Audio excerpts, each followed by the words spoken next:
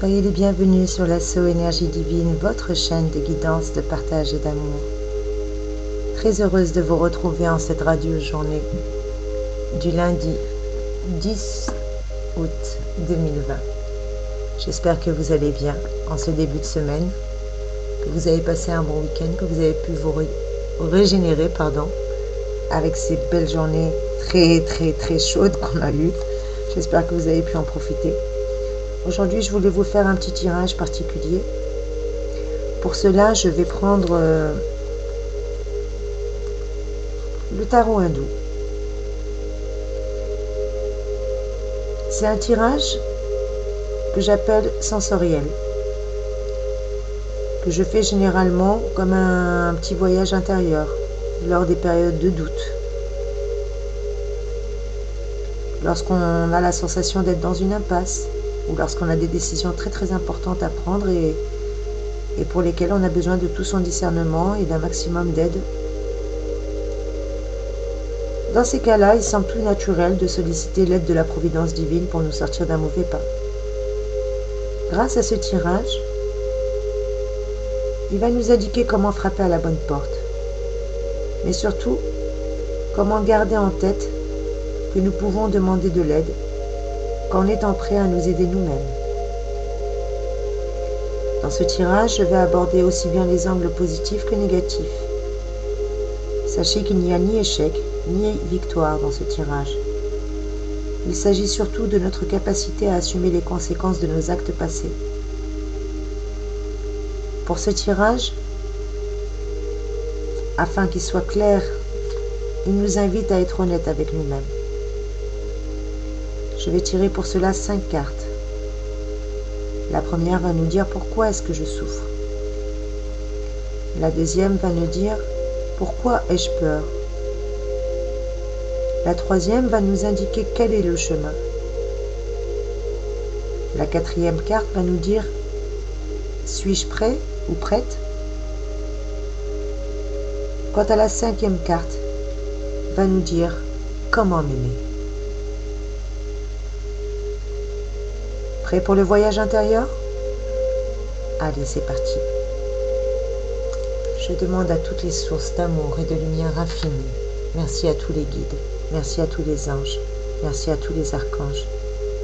Merci à toutes les présences suprêmes et lumineuses de nous donner un message clair et précis pour ce voyage intérieur afin de nous apporter l'aide nécessaire pour pouvoir cheminer en paix.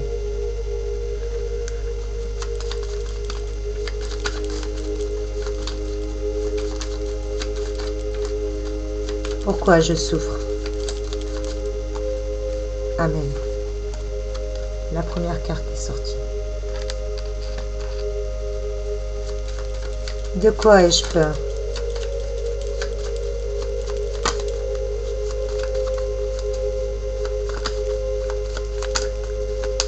De quoi ai-je peur? Merci.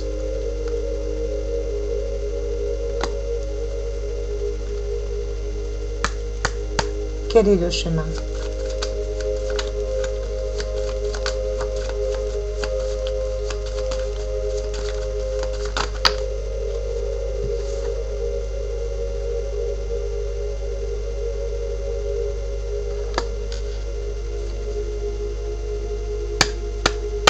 Suis-je prêt?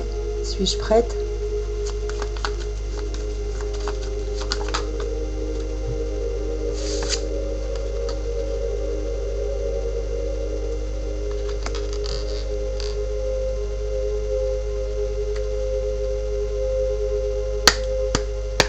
Comment puis-je m'aimer? Comment m'aimer?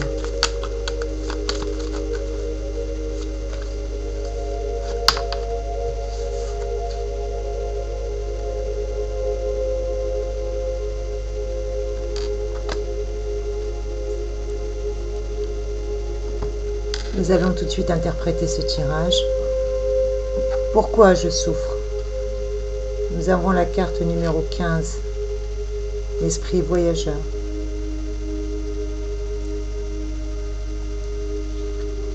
Pourquoi je souffre? Cette carte et l'esprit voyageur. Il danse et chante les louanges des dieux. Cette carte nous parle de voyage, de nouveauté, de mouvement. Aujourd'hui, on souffre parce que certains, au niveau sentimental, ont besoin d'un changement de cadre de vie, ont peut-être besoin de se déplacer, ont besoin d'un voyage, voire même peut-être pour certains, un voyage de noces. Ils ont besoin d'une belle évolution du couple. Voilà pourquoi ils souffrent. Ils souffrent parce qu'ils n'ont aucune mobilité dans leur travail. Ils souffrent parce que peut-être ils n'ont pas eu la chance d'avoir une mutation, un nouveau poste, un nouveau secteur géographique. Et ça commence à les faire souffrir. Le manque de contact avec une personne étrangère ou d'origine étrangère peut faire souffrir. Niveau matériellement et financièrement, cette carte dit que des dépenses imprévues ont fait souffrir. Des questions d'héritage ont fait souffrir. Des problèmes avec le travail et des bénéfices non venus par rapport au travail ont fait souffrir. Au niveau de la forme et de l'énergie, le manque de bonne santé et la fatigue ont fait souffrir. La sensation d'être prisonnier et de ne pas être libre ont fait souffrir. La liberté dans ses mouvements, le manque de dépaysement ont fait souffrir. De n'avoir jamais de temps pour soi et de devoir courir du matin au soir ont fait souffrir. Les énergies d'immobilité ont fait souffrir. L'énergie mise pour soutenir les gens et accompagner les gens dans leur initiative ont fait souffrir. Les ondes négatives qui ont entouré toutes les activités, la médisance, la méchanceté, la jalousie, ont fait souffrir. Vous avez perdu votre rythme, c'est ce qui vous a fait souffrir. Vous avez perdu votre être intérieur, ça vous a fait souffrir.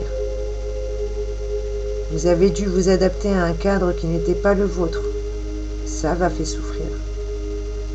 Vous avez dû travailler dans un travail ou dans des conditions que vous n'auriez jamais acceptées, et là vous n'avez rien dit, ça vous a fait souffrir.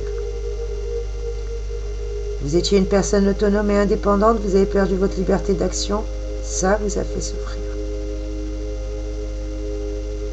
Vous êtes quelqu'un de dynamique, de vaillant, toujours en mouvement, de sportif, qui avait l'habitude de voyager, d'être toujours en dépaysement, en liberté.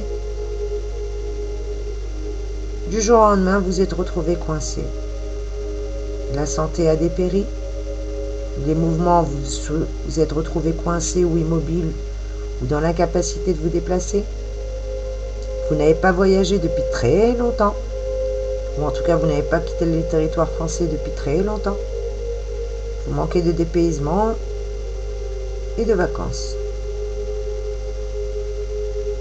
Vous voulez reprendre votre mobilité.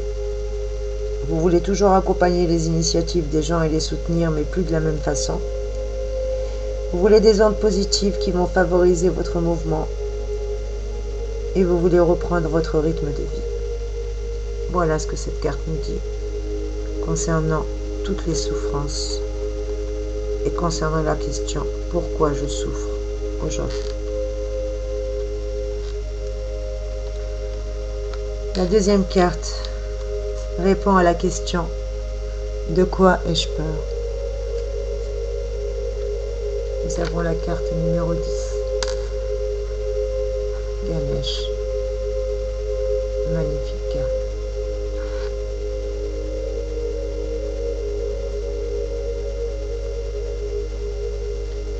Que nous dit Ganesh?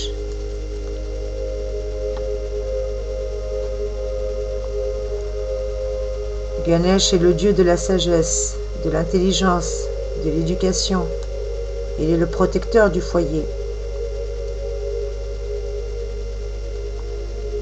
Ganesh est le maître du discernement, de la maîtrise et de la sagesse. Aujourd'hui, on a peur d'avoir perdu son discernement. On a peur d'avoir perdu la maîtrise et la sagesse. On a peur de ne pas pouvoir surmonter les obstacles. On a peur de ne pas être comme on devrait l'être. En tout cas, de ne pas avoir une satisfaction personnelle. On a peur de devoir corriger des erreurs ou on a peur de nos erreurs passées qu'on n'a pas pu corriger. On a peur de ne pas recevoir la récompense que l'on pense mériter. On a peur de l'incompréhension en amour. Côté cœur, Ganesh nous dit qu'on a peur de ne pas tomber sur des relations bienveillantes. On a peur des relations qui ne sont pas harmonieuses, qui ne sont pas empreintes de tendresse et de complicité. On a peur des relations individualistes ou individuelles, des gens égoïstes, égocentriques, qui n'ont pas compris que l'union fait la force. Aujourd'hui, on travaille sur nos sentiments et nous avons des sentiments profonds et ça nous fait peur que la personne en face n'ait pas les mêmes sentiments réciproquement. Aujourd'hui, qu'est-ce qui nous fait peur au niveau professionnel? C'est de ne pas avoir notre victoire personnelle, de ne pas pouvoir développer notre projet personnel comme bon nous semble, d'avoir constamment des gens qui s'amusent à avoir une force de persuasion pour nous dissuader, nous décourager, ou nous donner l'impression qu'on n'a ni les moyens, ni les capacités pour y arriver. On a peur d'être constamment obligé de s'entretenir pour convaincre les gens. Côté argent, on a peur d'être découragé financièrement. Côté argent, on a peur de ne pas avoir des rentrées imminentes pour pouvoir solder nos dettes ou pouvoir combler nos responsabilités. Côté forme, de quoi a-t-on peur? Que notre santé ne soit pas aussi solide qu'on pourrait le penser, sachant qu'on n'arrête pas de la déséquilibrer physiquement et moralement. De quoi a-t-on peur au niveau de la santé? On a peur de ne pas avoir la possibilité d'aller s'aérer l'esprit, bien qu'on sait que cela est nécessaire pour nous, on n'y arrive plus par moment. On n'arrive plus à méditer et ça nous fait peur. Ce qui nous fait peur, c'est notre besoin urgent de nous ressourcer, comme un besoin qui devient vital. Ce qui nous fait peur, c'est d'étouffer si on ne peut pas se ressourcer. Au niveau énergétique, on a peur parce qu'on est de plus en plus éclairé. On a peur parce qu'on est de plus en plus illuminé. On a peur parce que notre degré de spiritualité est de plus en plus élevé. Et on passe pour des gens complètement éclairés, cinglés, dans un monde totalement éteint. On a peur parce que notre degré de spiritualité nous a permis de trouver la vérité. La vérité sur nous-mêmes, la vérité sur les autres, la vérité sur les décisions que l'on a prises, la vérité qui nous a permis de nous apaiser, d'avoir un esprit beaucoup plus fort, bien que parfois notre situation matérielle ou terrestre soit complètement folle. Grâce à Ganesh, on peut apaiser cette peur avec un beau coup de pouce du destin. La carte de Ganesh est très positive et on peut l'utiliser comme un talisman. Regardez-la bien. Faites une capture écran s'il le faut. Posez votre main sur Ganesh et formez votre vœu, car nous pouvons espérer, y compris que nos peurs viennent à tout jamais se dissiper.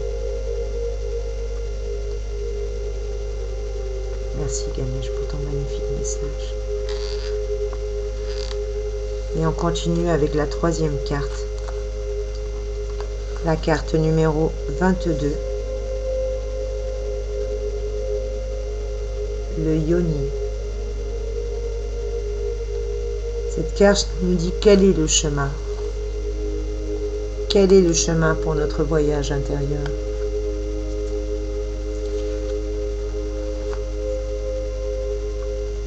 Magnifique carte.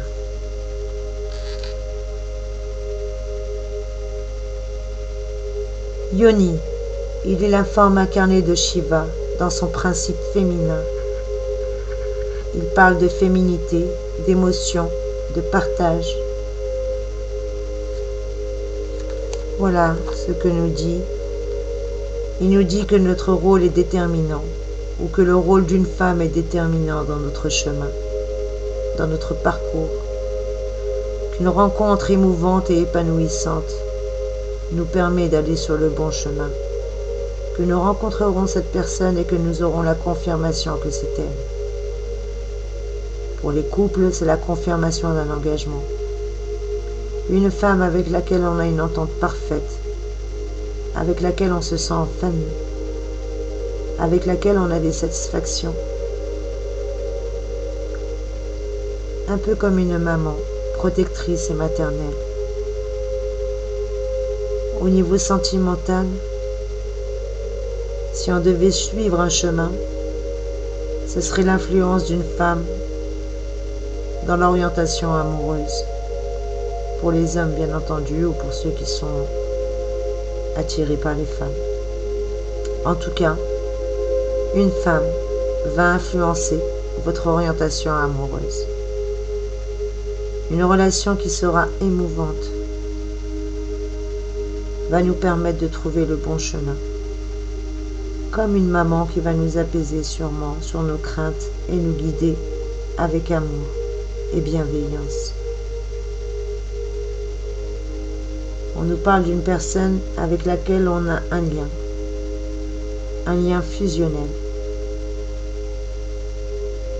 Au niveau professionnel, le chemin que nous devons suivre sera un chemin qui nous apportera un rôle positif. Encore une fois, une femme interviendra avec un rôle positif dans la réalisation de nos projets. Pour un engagement ou une confirmation par écrit, c'est le bon moment, car une personne nous donne le bon sens relationnel. Côté financier, si on devait suivre un chemin, on nous parle toujours d'une discussion avec une énergie féminine ou avec une femme. Peut-être le conseil d'une femme notaire, banquier ou assureur. En tout cas, une personne avec laquelle on aura un accord officiel. Une personne qui nous permettra d'avoir une belle satisfaction au niveau de l'argent. Côté forme, le chemin à suivre, c'est simple, c'est celui de notre intuition. On nous dit aussi de nous ressourcer auprès des enfants ou en faisant des choses que nous faisions lorsque nous étions enfants. De reprendre les plaisirs, quitte à avoir des plaisirs partagés comme des enfants, des jeux de société peut-être, ou des jeux de développement personnel. Pour l'énergie, le chemin que l'on doit suivre, c'est le chemin de la sensualité. Le chemin qui épouse les formes du désir, avec des gestes tendres, de l'affection, des étreintes profondes, de la bienveillance, de la tendresse, de l'amour et de la sensualité. Le yoni peut nous donner un coup de pouce aussi pour notre chemin, car il nous dit que c'est particulièrement auprès des femmes et des enfants que l'on va retrouver un grand réconfort. Voilà comment est-ce que je peux suivre mon chemin et particulièrement auprès des femmes et des enfants, car je peux solliciter leur présence et trouver un grand réconfort. La 4e carte nous dit « Suis-je prêt ou suis-je prête ?» avec l'éventail. Que nous conseille l'éventail pour la réponse à la question « Suis-je prêt ou suis-je prête ?» L'éventail sert souvent à attiser les flammes, mais il libère aussi l'esprit des préjugés. L'éventail peut parler aussi de sacrifice, de colère, d'intrus. On est prêt, oui, à partir du moment où on se débarrassera de la malveillance dans l'entourage. À partir du moment où on n'aura plus de sentiments confus, on sera prêt. À partir du moment où on aura un travail apaisant et il n'y aura pas de conflit dans le travail. À partir du moment où au niveau financier et matériel, il n'y aura plus de vol et de pertes financières. On sera prêt lorsque autour de nous, dans notre milieu social et relationnel, on sera débarrassé des rumeurs et des mesquineries et des médisants. On sera prêt lorsque côté cœur, on parlera plus avec agressivité ou avec colère, mais uniquement avec bienveillance. On sera prêt côté cœur lorsqu'on évitera toute querelle et toute mauvaise influence de l'entourage dans notre relation. On sera prêt côté cœur lorsque les conflits à cause des proches n'auront plus lieu d'être et que plus aucune violence verbale ne sera. On sera prêt côté professionnellement lorsqu'on s'éloignera définitivement des médisants, lorsqu'on s'éloignera définitivement des règlements de compte, des problèmes avec la hiérarchie, voire même avec une hiérarchie tout court. On sera prêt lorsqu'on s'éloignera d'une atmosphère pesante et lourde. Quand est-ce qu'on sera prêt financièrement ? Eh bien, lorsqu'on s'éloignera de l'instabilité causée par ces relations extérieures malveillantes. Financièrement, on sera prêt lorsqu'on évitera toutes les malversations et les abus de confiance. Et comment est-ce qu'on peut être prêt côté forme ? Lorsqu'on travaillera sur toutes nos douleurs lombaires, qui nous disent qu'on en a plein le dos. On sera prêt lorsqu'on n'aura plus de rhumatisme comme des petits vieux et des problèmes d'arthrose, parce que nos articulations ont porté le fardeau des autres, au lieu de les soulager, on l'a porté à leur place. Côté forme, on ira mieux côté moral, lorsque notre morale sera en hausse et ne sera plus en baisse à cause des relations conflictuelles, car on saura qu'avec des relations apaisantes et sereines. On sera prêt au niveau énergie lorsqu'on prendra du recul et qu'on prendra tout avec une énergie aérienne, lorsqu'on apprendra à dédramatiser la situation, à relativiser, quitte à avaler un moine bouddhiste ou à laisser la situation s'aérer, s'éventer avec l'éventail. On sera prêt au niveau énergétique lorsqu'on aura appris à dissiper nos souffrances avec cet éventail, lorsqu'on aura appris à être plus léger, à lâcher prise et à arrêter de lutter avec le poids de la réalité et le poids de nos désirs parfois trop élevés et de nos intransigeances envers nous-mêmes. L'éventail nous donne un coup de pouce pour nous dire quand est-ce qu'on sera prêt. Lorsqu'on sera plus prisonnier d'une situation qui nous empêche d'avancer, là on sera prêt. Lorsqu'on aura banni toute notion affective et toute entrave affective pour évoluer, là on sera prêt. Merci Éventail pour ton message. Oups. Merci pour ce beau message, pour ce cadeau. Et on va continuer avec la dernière carte qui va nous dire comment se pardonner. Comment pouvoir faire un Ho'oponopono et dire « Je suis désolé s'il te plaît, pardonne-moi, merci, je t'aime. Répétez-vous-le 3 fois par jour, matin, midi et soir. Parlez-vous à votre enfant intérieur. Parlez à votre être supérieur. Parlez à l'être divin qui est en vous, à l'essence divine qui est en vous. Car elle n'a fait aucune erreur, aucune réussite, aucun échec. Juste, elle expérimente afin de donner la meilleure version d'elle-même. Tout est qu'un jeu. Je suis désolée. S'il te plaît, pardonne-moi. Merci. Je t'aime.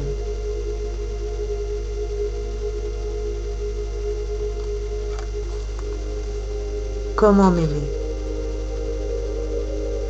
Avec la carte numéro 23, le législateur.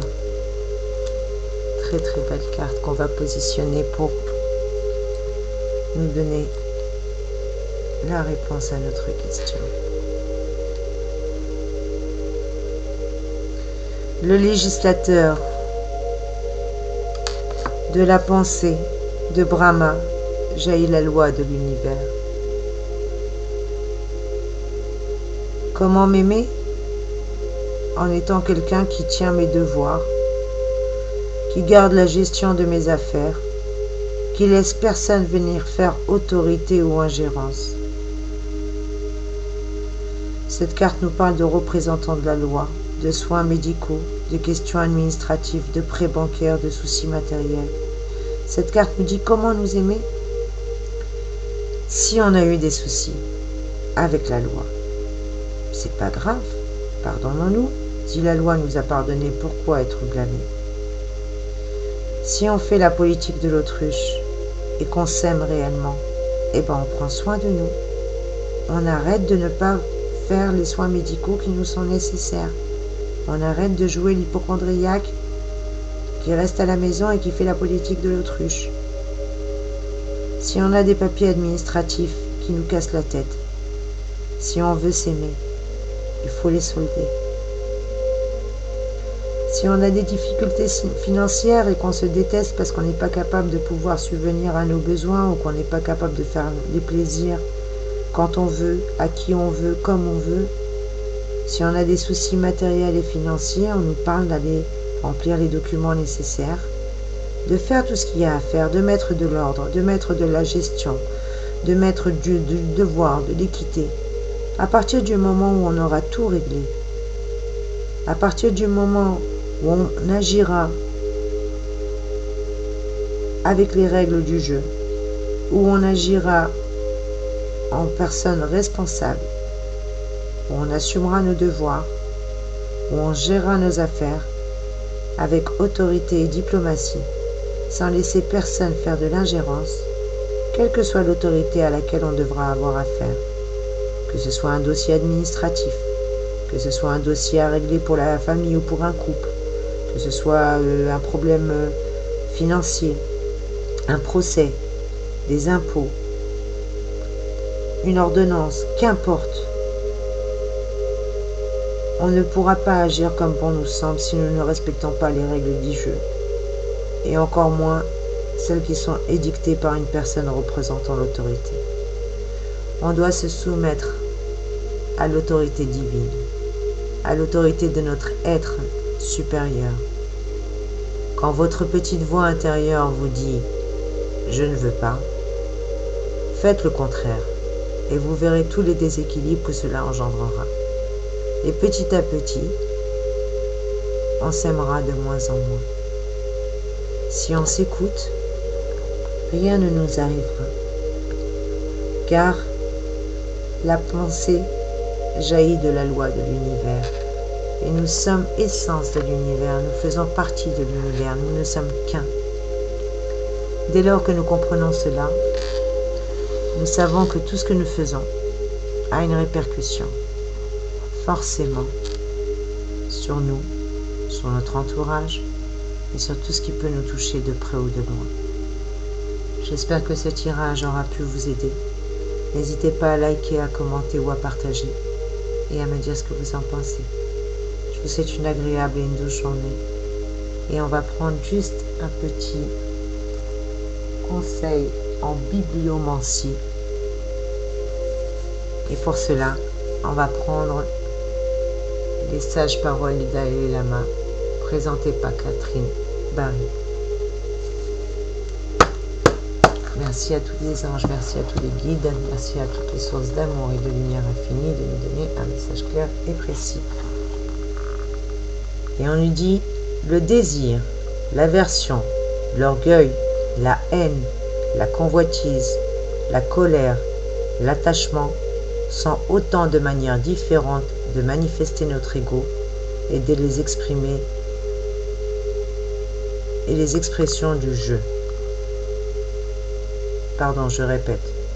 Le désir, l'aversion, l'orgueil, la haine, la convoitise, la colère, l'attachement sont autant de manières différentes de manifester notre ego et les expressions du je.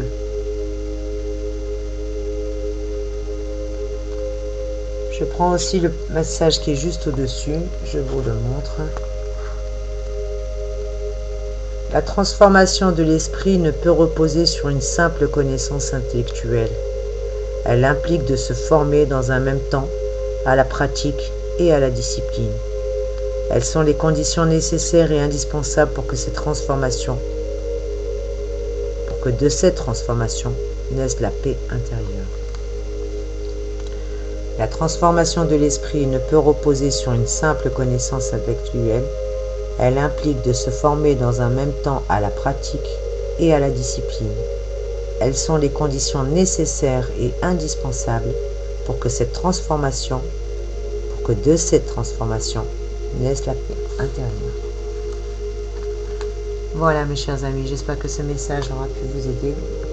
On va prendre une phrase en ce jour béni pour voir si nous avons une petite information supplémentaire et nous allons voir ensemble le message que nous pouvons avoir. Génial. On nous dit de faire preuve de beaucoup de générosité envers nous-mêmes. Voilà, beaucoup de générosité envers nous-mêmes.